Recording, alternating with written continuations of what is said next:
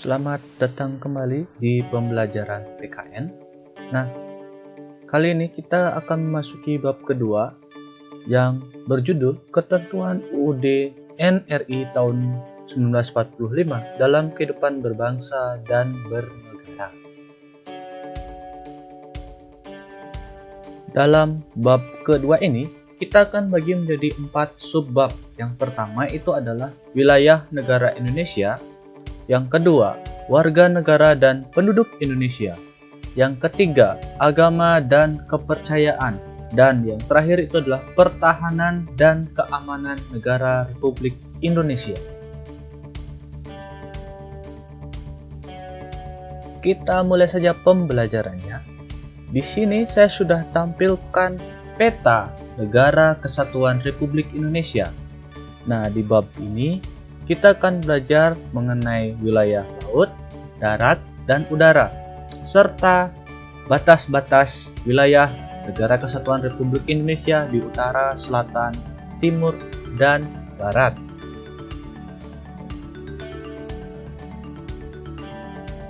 Seperti yang kita ketahui, Indonesia itu adalah sebuah negara kepulauan, salah satu negara kepulauan terluas di dunia ini.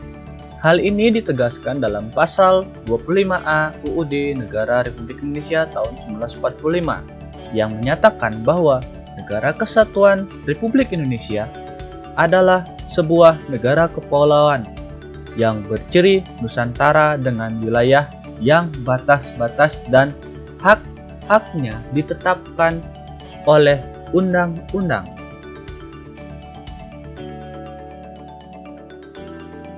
Yang pertama, kita belajar mengenai wilayah perairan atau lautan. Yang seperti kita ketahui, wilayah perairan Indonesia itu lebih luas daripada wilayah daratannya.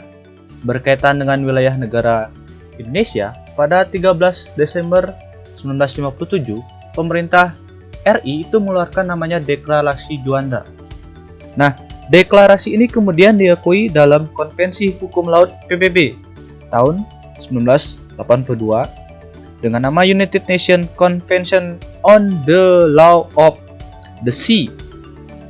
Nah, wilayah perairan Indonesia itu dibagi menjadi 3. Yang pertama itu adalah laut teritorial, landas kontinen, dan zona ekonomi eksklusif atau ZEE.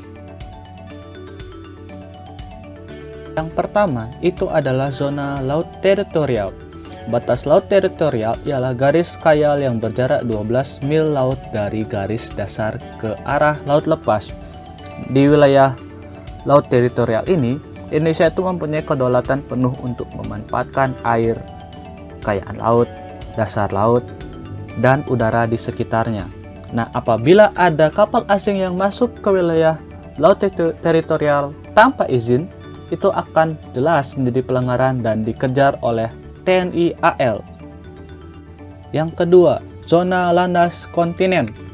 Kontinen itu apa? Kontinen itu adalah benua.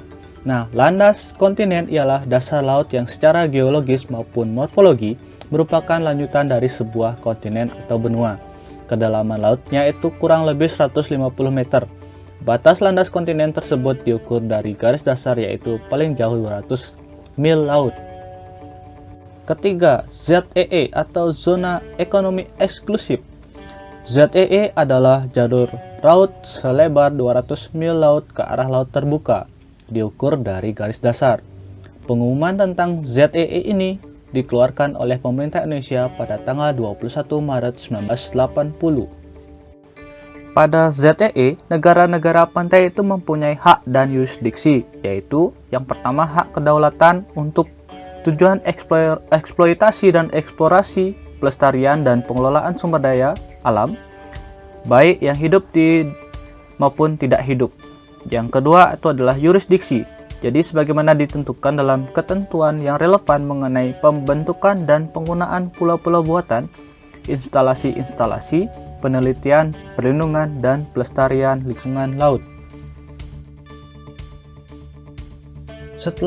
Sebelumnya kita belajar mengenai wilayah perairan atau lautan, kita sekarang lanjut tentang wilayah daratan. Wilayah daratan Indonesia itu kita ketahui terdiri dari berbagai macam pulau. Salah satunya adalah Pulau Bali yang kita tempati. Wilayah daratan ini merupakan tempat pemukiman atau kediaman warga negara atau penduduk Indonesia. Nah, di atas wilayah daratan ini tempat berlangsungnya pemerintahan Republik Indonesia, baik pemerintahan pusat maupun pemerintahan daerah. Wilayah daratan sudah, wilayah lautan juga sudah. Nah, yang terakhir itu adalah wilayah udara. Wilayah udara Indonesia itu adalah ruang udara yang terletak di atas permukiman wilayah daratan maupun wilayah daratan Indonesia. Berdasarkan Konvensi Chicago tahun 1944 tentang penerbangan sipil internasional, dijelaskan bahwa setiap negara mempunyai kedaulatan utuh dan eksklusif di ruang udara yang ada di atas wilayah negaranya tersebut. Selain ketiga wilayah yang sudah saya jelaskan tadi, ada lagi satu wilayah yang namanya wilayah ekstrateritorial. Nah, wilayah ini adalah wilayah negara yang dalam kenyataannya itu terdapat di wilayah negara lain. Keberadaan wilayah ini diakui oleh hukum internasional. Perwujudan dari wilayah ini adalah kantor-kantor perwakilan diplomatik Republik Indonesia di negara-negara lain.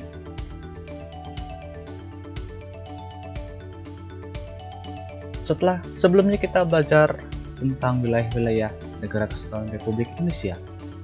Sekarang kita akan belajar mengenai batas wilayah Negara Kesatuan Indonesia. Ada yang tahu batasnya di mana saja? Mungkin kalau di lagu kebangsaan kita pasti kenal dengan lagu dari Sabang sampai Merauke. Bahkan kalau kalian masih ingat itu ada iklan Indomie yang sangat terkenal. Salah satu liriknya itulah dari Miangas sampai Purworejo, dari Sabang sampai Merauke. Nah, itu yang akan kita bahas sekarang. Mulai dengan batas wilayah Indonesia di sebelah utara.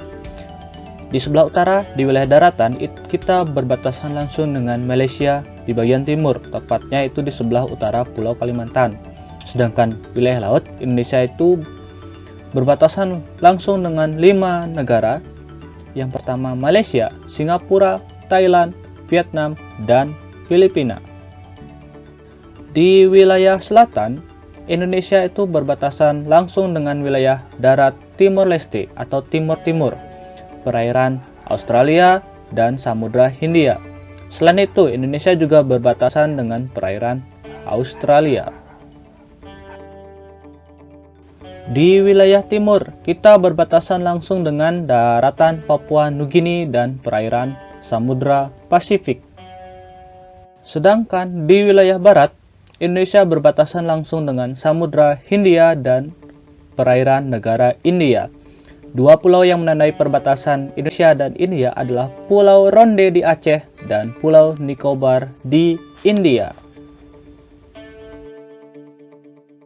Setelah sebelumnya kita belajar mengenai wilayah negara Indonesia, kita lanjut ke sebab kedua, itu adalah warga negara dan penduduk Indonesia. Di sini saya sudah tampilkan foto seorang pesepak bola. Ada yang tahu ini siapa? Ya, ini adalah Christian Gonzalez atau Eloko. Dia awalnya bukan warga negara Indonesia. Dia adalah warga negara Uruguay, tapi kemudian dinaturalisasi menjadi warga negara Indonesia. Nah, apa itu naturalisasi? Itu akan kita bahas di subbab ini.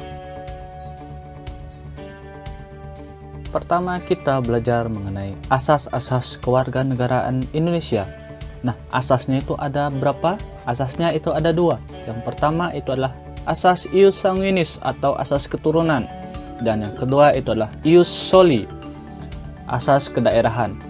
Nah, adanya perbedaan dalam menentukan kewarganegaraan di beberapa negara itu dapat menimbulkan 2 kemungkinan status kewarganegaraan seorang penduduk, yaitu apatrid dan bipatrid.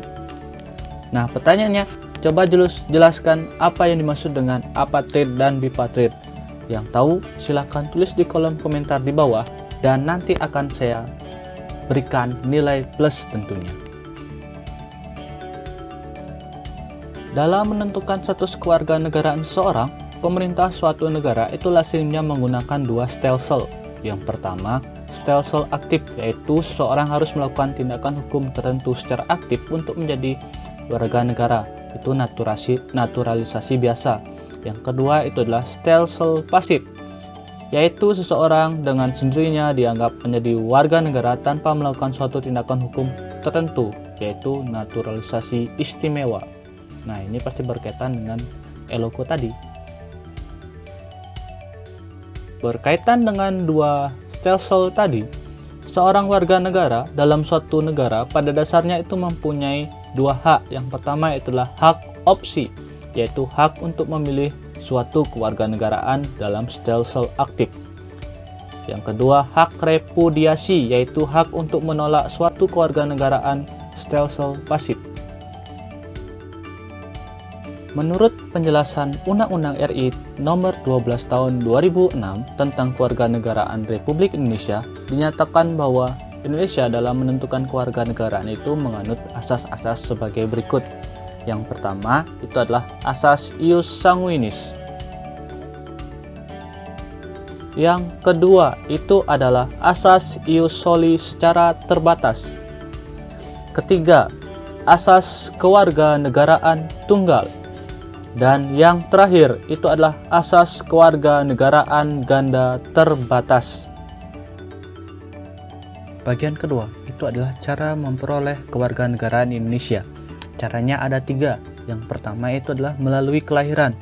Kelahiran di dalam wilayah negara Kesatuan Republik Indonesia itu menurut undang-undang dapat digunakan sebagai dasar memperoleh kewarganegaraan Republik Indonesia. Yang kedua itu adalah melalui pengangkatan. Cara lain untuk memperoleh kewarganegaraan Indonesia itulah melalui pengangkatan atau adopsi. Dan cara yang terakhir itu adalah melalui naturalisasi yang akan kita pelajari lebih lanjut. Naturalisasi itu ada 2 macam. Yang pertama itu adalah naturalisasi biasa.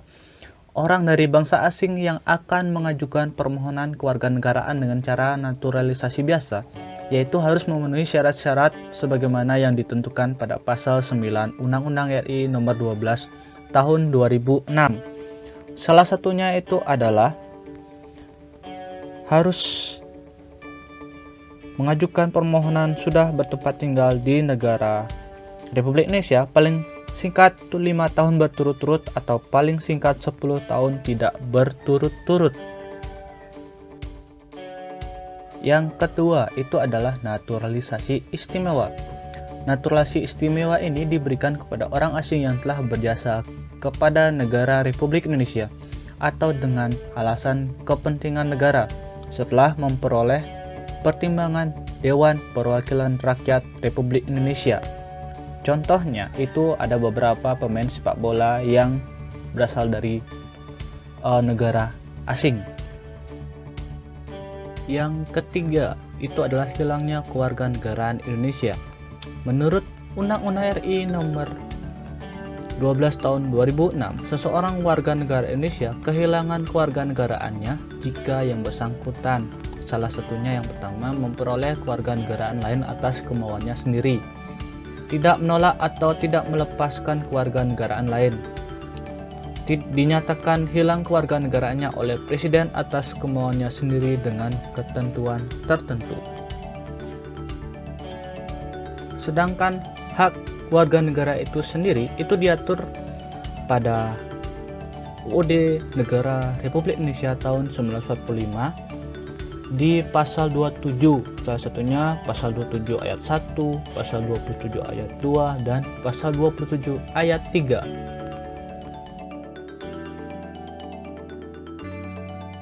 Sekian dulu pembelajaran bab kedua part pertama. Nantikan part kedua minggu depan dan kerjakan tugas yang sudah saya berikan.